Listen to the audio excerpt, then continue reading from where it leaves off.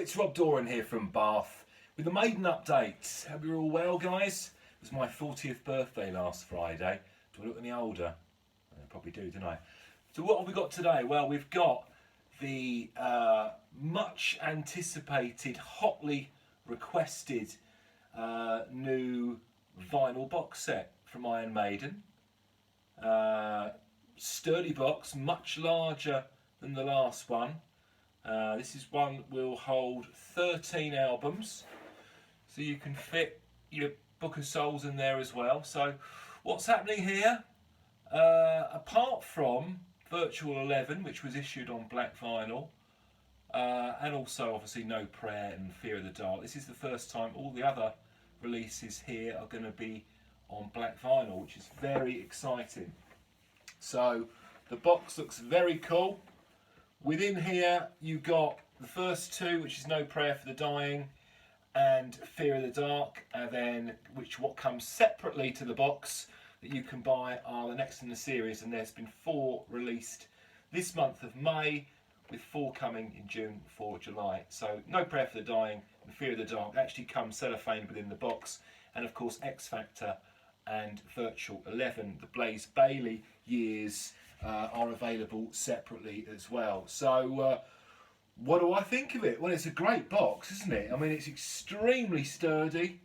There's going to be no issues, I don't think, with this one with the records not fitting, because I've seen some photos online of people putting the picture disc copies in already, and they all seem to fit. Very good quality. It come very well packaged from Amazon on the release date. Now I know some companies like What Records had got these out to buyers a little bit earlier, so some retailers were waiting for Friday, others got it out a bit earlier, like I say. But no, it's very good, very sturdy, nice bit of a glossy reproductions of the album covers on the back. But there you go, let's have a little bit more look in detail at the individual releases. And so here we are with the first batch then. This is all 4 of the first releases, all coming out in May. So there's going to be another 4 in June and another 4 in July. So No Prayer starts us off first. And it's a pretty faithful reproduction of the 1990 album cover by Derek Riggs, as you can see there. One of the only main differences now on these is, of course, the Parlophone logo at the bottom. The back cover there is slightly more orange, and this reproduction of the inner sleeve isn't quite as crisp as the original picture. Now, the only complaint I've got with these is that there is no polylined inner sleeve with this record, which can cause a few surface marks. But as you can see, the label there is very, very good indication of the quality and the attention to detail that have gone into these reissues. It's very much the same. Fear of the Dark is next, 1992. Not one of their greatest albums in my opinion, but a good cover by Melvin Grant there. The first time that Derek Riggs has never done a Eddie picture on the front of an album. Once again, a little bit more orange on the back of these reissues. And there you go, that just gives you more of an idea of the Parlophone logo on these reissues. It's a gatefold record there. Really nice glossy covers on all 4 of these albums. Much better than the original first box set which came out a couple of years ago. This one comes with the polylined black inner sleeves, and once again is a faithful reproduction of the original label. Now it comes on to the Blaze Bayley years. This is the X Factor. Really good reissue, this one. This is probably my favourite. That's the back cover, so you can see that it's a faithful reproduction of the original, which came out in 1995. But more of a violent cover on this one. Once again, it is a gatefold with the alternate front cover of Eddie in the electric chair. Poor sod.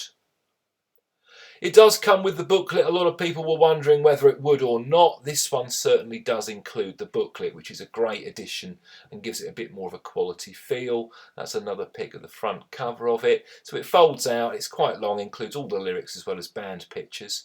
Once again, black polylined inner sleeves, which keeps your vinyl lovely fresh and minty. And look at that, what a lovely label. Once again, of course, with the Parlophone logo at the bottom. Virtual 11, 1998, and the final album with Blaze Bayley. Another fantastic glossy cover, really high def and crisp, and really, really faithful to the original 1998 release, this one.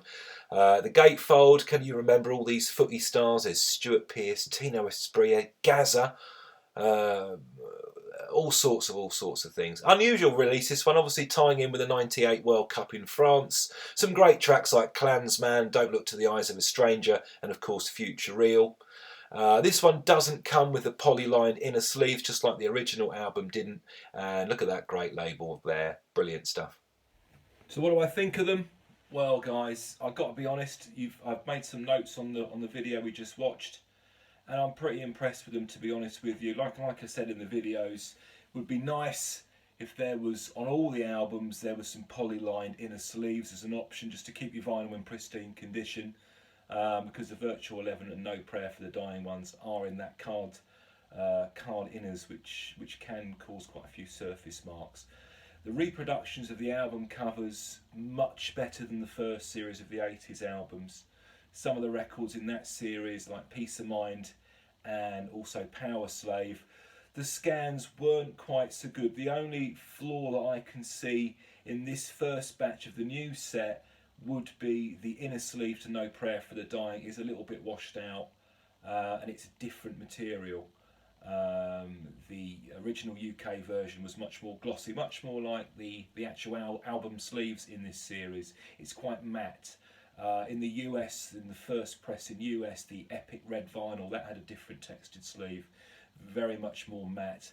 So that's the only slight flaw that I can see in them, but they sound great. Extremely heavy vinyl, very flat, good quality pressings. I've got no warps on these at all. The sound on all four. No Prayer for the Dying has never been the greatest sounding record. It was recorded in Steve's barn and it's always been a bit thin. But it has a little bit more bottom end. I'd say they're a bit more bottom end on all four of these first albums. And they do sound very, very powerful and very high def. Saying, if you like metal, if you like Maiden, of course, go and get these. These are great, great quality pressings. And if you like good music, you've got to check these out because they do sound rather A1. Cheers, guys. See you soon.